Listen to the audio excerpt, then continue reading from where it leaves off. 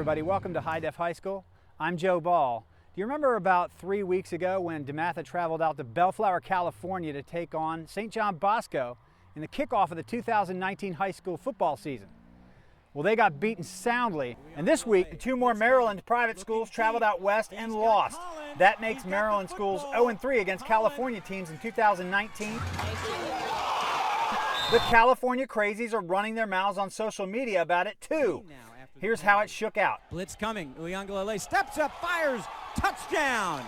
Good Counsel played St. John Bosco over the weekend and lost 31-8. St. Francis Academy out of Baltimore, Maryland traveled out to St. John Bosco's home field to take on Mater Dei High School from just about 25 miles down the road in Santa Ana, California.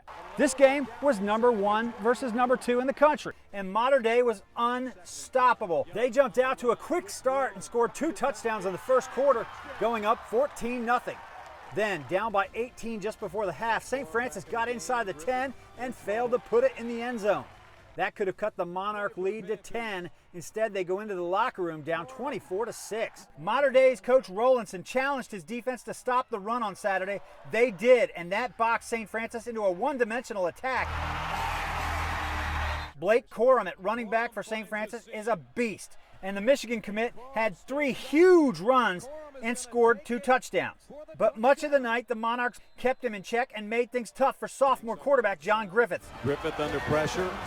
And he's going to be sacked. Rolinson had a great strategy on offense too. Put the ball in Bryce Young's hands.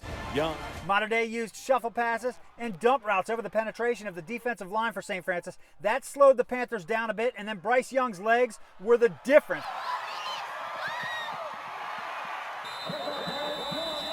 He scored all 4 touchdowns for Mater Dei. This was a huge end to a much anticipated football game. Mater Dei knocked off St. Francis 34-18.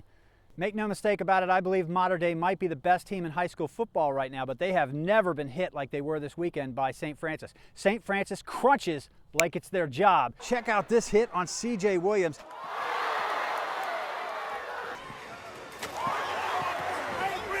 So impressed with C.J. Williams, he gets back up and keeps going. Later in the half, Cody Epps goes up and gets this one.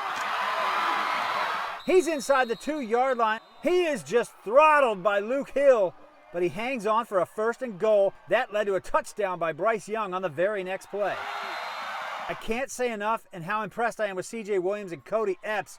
All 4 of the Monarch receivers stepped up tonight, but C.J. Williams and Cody Epps, they took a couple of really hard hits there and just kept coming. They are tough guys, and coincidentally, Cody Epps might be playing on the same field with Luke Hill next year.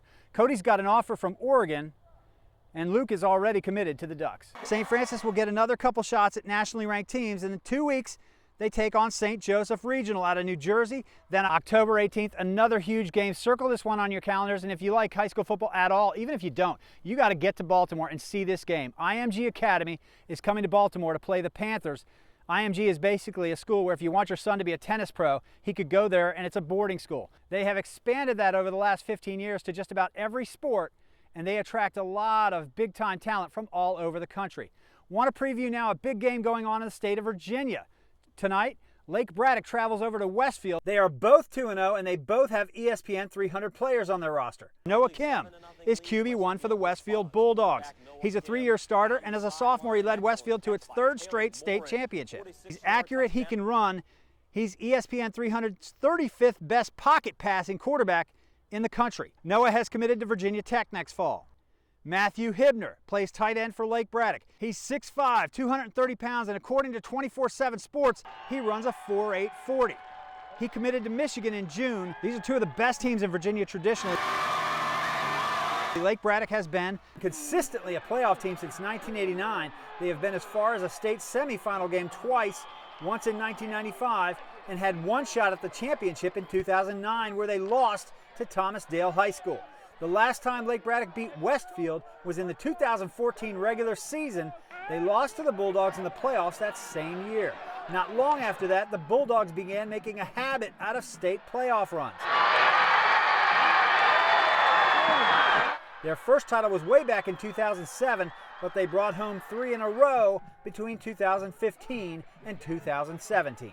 Westfield has beaten Lake Braddock the last 3 times they've played, and that's going to be one of the biggest games in the northern region so far this year. Want more football action? Well, subscribe to our new website we've just kicked off at highdefhighschool.com or highdefhigh.com, and follow us on Twitter at JoeBall777, and you can get more details to all of our stories on Facebook at Facebook.com/highdefhigh. In the DMV for HDHS, I'm Joe Ball.